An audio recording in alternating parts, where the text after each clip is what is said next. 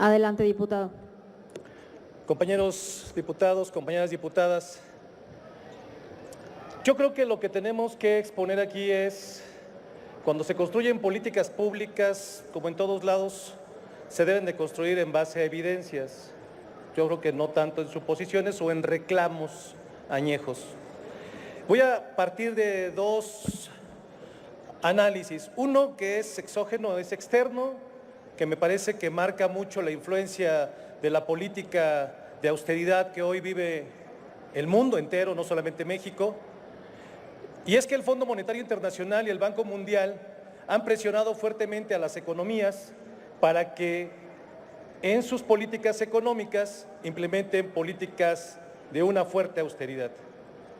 Esta parte no es un asunto ocurrente, es un asunto mundial y se debe a un proceso de desaceleración de la economía mundial y que nos está llevando probablemente a una recesión económica. Digo probablemente, en economía hay que hacer inferencias. Esa parte me parece que es lo que tenemos enfrente. No está a nuestro alcance, no podemos manejar esas variables. Ahí hay variables de orden macroeconómico externas, no está a nuestro alcance, es decir, podemos justificar, pero sí, lo que sí podemos hacer es hacer un análisis de previsión de estas variables que van a impactar con efecto dominó en las economías del mundo y principalmente en las economías de características como las nuestras.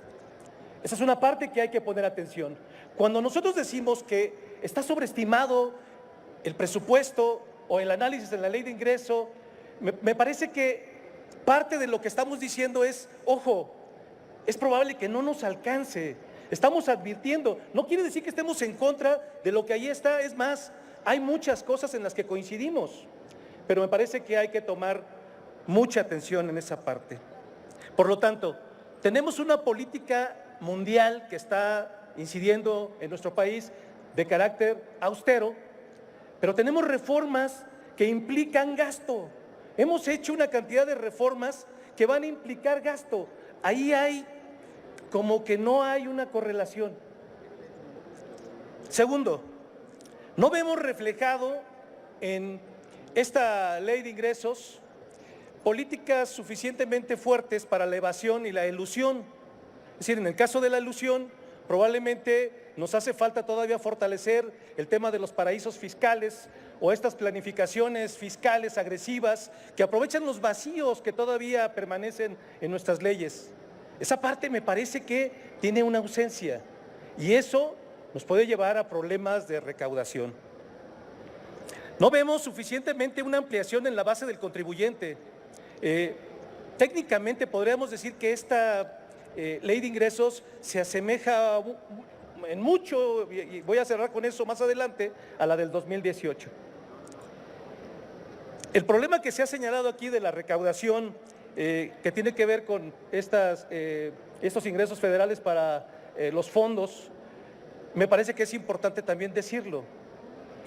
¿Cómo se sustituye esta parte de estos fondos de estabilización? ¿De qué manera vamos a compensar estos vacíos? No nos queda claro cómo va a estar esta parte. Y esto hay que decirlo. Ya se ha mencionado aquí desde el día de ayer y los que me antecedieron para hablar en temas de los fondos que tienen que ver con la minería, con los del petróleo. Y bueno, podemos hablar que el petróleo podemos tener una bonanza en términos de lo que significa la exportación, pero acordémonos también que importamos gasolinas y esa parte también hay que confrontarla. Entonces lo que tenemos aquí es que tenemos que buscar una correspondencia entre esta ley para poder soportar nuestro proyecto de presupuesto, porque de otra manera va a estar desequilibrado este asunto. Ya en algunos casos, ya lo había yo mencionado en temas específicamente de educación, los CAED, por ejemplo, Juan Pablo Arroyo hace una declaración, el subsecretario lo dice, no está contemplado dinero para estos CAED en el proyecto de presupuesto. Y si no tenemos contemplado ingresos, bueno, ya el presupuesto entonces, ahí hay un desequilibrio, nuevamente insisto en esa parte. Lo estoy diciendo con evidencias, no lo estoy diciendo con suposiciones, ni tampoco con reclamos del pasado, sino con lo que tenemos enfrente. Esta sobreestimación de la que se ha hablado, nos dicen que podemos llegar a un crecimiento del 2%. Bueno, todas las políticas de austeridad, vamos a poner desde Inglaterra, Grecia, España incluso, que están aplicando políticas de austeridad, no han tenido un crecimiento mayor al 1% y no han combatido el déficit. 10 años llevan con políticas de austeridad.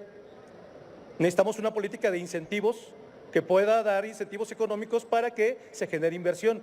El tema de lo que aquí se habla mucho de las variables macroeconómicas y voy a terminar, nada más ahorita ya concluyo. El tema de las variables macroeconómicas, no vemos cómo se estimula la demanda agregada, no hay un efecto multiplicador. Y los indicadores que nos da el Fondo Monetario Internacional son muy bajos. Entonces, que tomáramos en cuenta nada más esa parte y decirles que en consecuencia con los datos del 2018, Movimiento Ciudadano votó en contra de la Ley de Ingresos del 2018 y es exactamente la misma en términos porcentuales Diputado, que de su 2020. tiempo concluyó. Es cuanto, Presidenta. Gracias. Muchas gracias.